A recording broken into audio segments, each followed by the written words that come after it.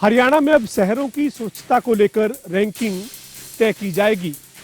मुख्यमंत्री नायब सिंह सैनी ने शनिवार को पंचकुला में स्थानीय निकाय और स्वास्थ्य विभाग की एक महत्वपूर्ण बैठक की।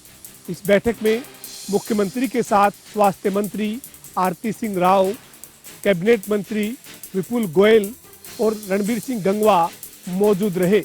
इसके साथ ही इस बैठक में सभी जिलों के डीएमसी भी पहुंचे थे। बैठक में सभी जिलों के डीसी और स्वास्थ्य विभाग के अधिकारी वीडियो कॉन्फ्रेंस के माध्यम से जुड़े थे। इस बैठक में तय किया गया है कि प्रदेश में स्वच्छता को लेकर एक बड़े स्तर पर अभियान चलाया जाएगा। मुख्यमंत्री ने बैठक के बाद कहा कि प्रदेश में अब सभी शहरों में स्वच्छता को लेकर विशेष तौर पर काम किया जाएगा और जिस तरह से केंद्र सरकार ने स्वच्छ शहरों की एक रैंकिंग की है, उसी तर्ज पर हरियाणा में भी साफ सुथरे जो शहर हैं उनकी रैंकिंग तय होगी। मुख्यमंत्री नायब सिंह सैनी ने कहा कि इसके लिए सभी विभागों को जरूरी दिशा निर्देश दिए गए हैं, लेकिन RWA और जो समाज सेवी संस्थाएं हैं उनसे भी सहयोग की अपील की जाती है। इससे पहले मुख्यमंत्री नायब सिंह सैनी ने हरियाणा स्वर्ण जयंती वित्तीय प्रबंधन संस्थान के नए भवन का उद्घाटन भी किया। पंचकुला के सेक्टर 3 में बने इस भवन पर करीब 50 करोड़ रुपए की लागत आई है।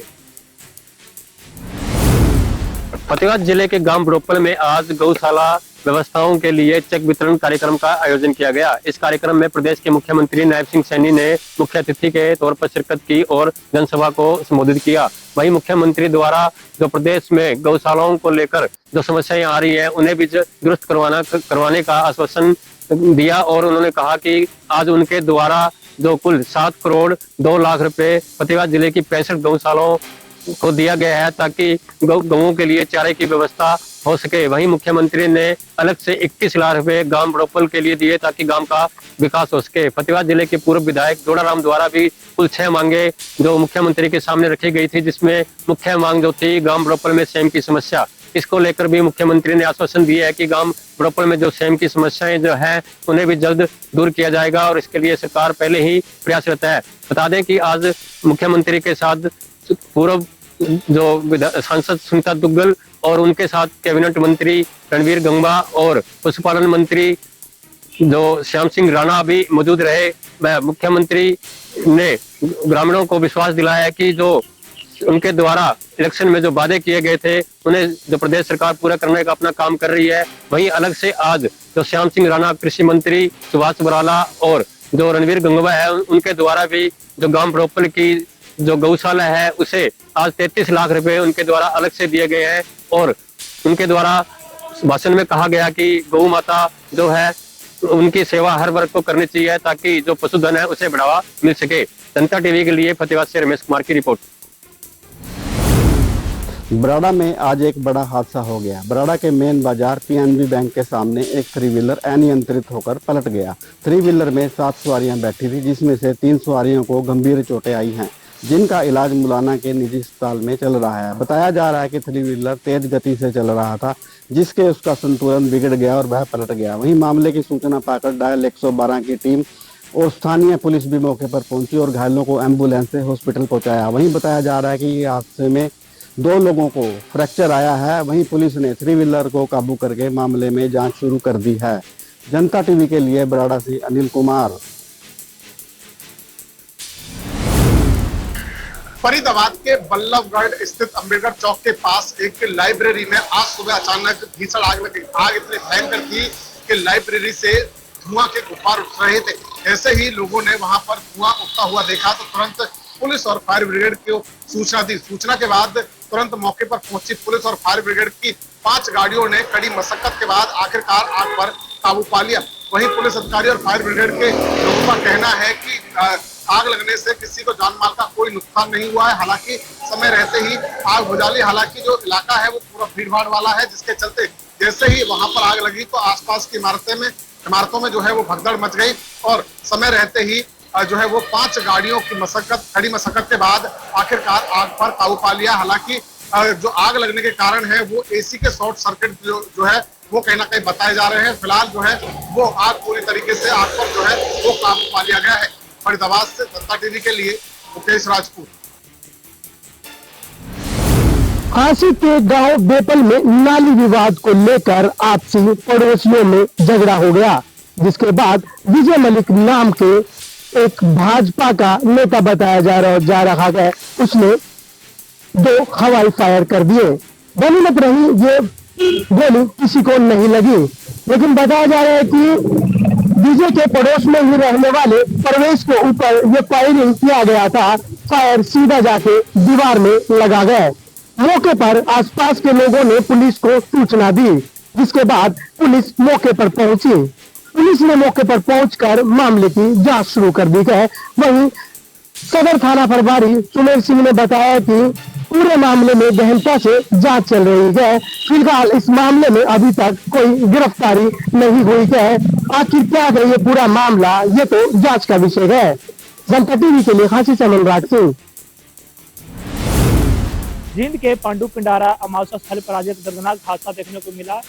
अमावस्या पर नहाने के लिए आए एक राहड़ा गांव के परिवार में से एक 18 साल का जो लड़का था वो तालाब में डूब गया और उसकी सूचना उन्होंने डायल 112 के माध्यम से पुलिस को भी दी, लेकिन जब तक उसको ढूंढा जाता तब तक जो बच्चा है वो पानी के ज़्यादा बहाव होने के कारण कहीं ना कहीं ज़्यादा गहराई थी उसमें नीचे डूब जाता है। और जो वहाँ पर किश्ती वाले जो कर्मचारी लगाए गए थे उन्होंने अपने प्रशासन के माध्यम से उस लड़के को निकालने का काम किया। और परिवार की अगर बात की जाए तो परिवार में 2 लड़के थे और बड़ा लड़का वो आज अपने परिवार के साथ है। जींद के पिंडारा जो अमावस्या स्थल है वहाँ पर नहाने के लिए आया था और वहाँ पर यह बड़ा हादसा हो गया। उसके बाद से पुलिस ने परिवार के शिकायत के आधार पर आगे कार्रवाई शुरू भी कर दी है। और जिस तरीके से बात सामने आई है कि वहाँ पर जो पानी है उसका जो पानी का जो बहाव की बात की या फिर पानी की जो गहराई की बात की वो भी ज़्यादा थी और इसके कारण कहीं ना कहीं ये हादसा बढ़ा। और जो 18 साल का लड़का है उसको तैरना नहीं आता था। और परिवार की जो आर्थिक स्थिति की बात की जाए तो वो भी काफ़ी बेहद ही खराब है। जो परिवार है वो खेती बाड़ी का काम करता है और गांव से 17 से 18 के संख्या में लोग हैं वो करनाल के जो राहड़ा गांव है वहाँ से पांडु पिंडारा में जो अमावस्या स्थल बना हुआ है वहाँ पर नहाने के लिए आए थे। अब जो पुलिस है उन्होंने इसका जो शव है परिवार को सौंप दिया है और आगे कार्रवाई शुरू कर दी है। जींद से जनता टीवी के लिए सुनील कुमार की रिपोर्ट। एक तरफ जहां देश के विभिन्न प्रांतों में किसानों द्वारा खेतों में इस्तेमाल किए जाने वाले यूरिया को लेकर हाहाकार मचा हुआ है, भारी किल्लत सामने आ रही है यूरिया की। वहीं अगर यमुनानगर की बात करें तो यमुनानगर में यूरिया की काला बाजारी खुलेआम हो रही है। यमुनानगर में ऐसे दर्जनों गोदाम है जहां पर हरियाणा के साथ साथ उत्तर प्रदेश और पंजाब से लाकर यूरिया का डंप किया जाता है और बाद में इस यूरिया को यमुनानगर की विभिन्न प्लाईवुड फैक्ट्रियों में सप्लाई कर दिया जाता है। ऐसा ही एक मामला देर रात सामने आया जहां यमुनानगर के थाना शहर जगाधरी क्षेत्र में एक यूरिया के गोदाम को पुलिस द्वारा पकड़ा गया। बताया जाता है कि गोदाम के बाहर वेजिटेबल और फ्रूट का बोर्ड लगा हुआ था, लेकिन जब जांच की गई तो उस गोदाम के अंदर यूरिया के सैकड़ों की तादाद में बैग भरे हुए थे जो कि अवैध रूप से रखे हुए थे। बता दें कि इस गोदाम के कृषि विभाग के पास भी इस गोदाम को होने की कोई भी जानकारी नहीं थी, क्योंकि कृषि विभाग द्वारा जो भी यूरिया को बेचने का लाइसेंस जारी किया जाता है वहां गोदाम की पूरी जानकारी विभाग के पास होती है और विभाग की परमिशन के बाद ही यूरिया का गोदाम बनाया जाता है। लेकिन यमुनानगर में ऐसे दर्जनों गोदाम है जो कृषि विभाग के अधिकारियों की जानकारी के बिना बनाए गए हैं। हालांकि यह भी आरोप है कि कृषि विभाग को इन गोदामों के बारे में पूरी जानकारी होती है, लेकिन यह कार्रवाई तभी करते हैं जब उनके पास कोई शिकायत पहुंचती है। तो फिलहाल मामला यमुनानगर की पुलिस के पास है।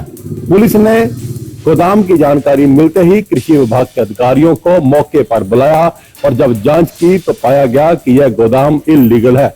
हालांकि मौके पर जिस गोदाम के बाहर वेजिटेबल और फ्रूट का बोर्ड लगा था वहां के मालिक को भी बुलाया गया, जिसका नाम धर्मेंद्र बताया जा रहा है और धर्मेंद्र का ये कहना है कि यह गोदाम उसका नहीं है और लगभग 3 से 4 महीने पहले ही उसने इस दुकान को छोड़ दिया था और उसका एग्रीमेंट भी जो इस दुकानदार के साथ हुआ था वो खत्म कर दिया गया था। लेकिन अब यह गोदाम किसका है, पुलिस इस पूरे मामले की जानकारी ले रही है। हालांकि कृषि विभाग का भी कहना है कि यह इल्लीगल गोदाम है। अब पुलिस इस गोदाम मालिक की तलाश कर रही है और गोदाम को सील कर दिया गया है। बता दें कि यमुनानगर में भी खाद की कालाबाजारी जोरों पर है, जबकि यमुनानगर के किसान खेतों में डालने के लिए यूरिया की प्राप्ति के लिए दर दर की ठोकरें खा रहे हैं। आपराधिक वारदात को अंजाम देने की फिराक में घूम रहे 2 बदमाशों को पुलिस ने किया काबू। पुलिस ने बदमाशों से 1 देसी पिस्तौल, 3 जिंदा रोंद व 1 बाइक बरामद की है। बता दें कि आरोपियों ने 10 दिन पहले भी मॉडल टाउन में एक व्यापारी का अपहरण करने का प्रयास किया था। वहीं दोनों आरोपियों को हथवाड़ा से आटा रोड पर चेकिंग के दौरान गिरफ्तार किया है। पुलिस द्वारा दोनों आरोपियों को गिरफ्तार करके न्यायालय में पेश किया गया है। वहीं पुलिस का कहना है कि इनका न्यायालय से रिमांड भी लिया जाएगा ताकि इनसे और पूछताछ की जा सके। पानीपत से जनता टीवी के लिए अनिल सैनी की रिपोर्ट।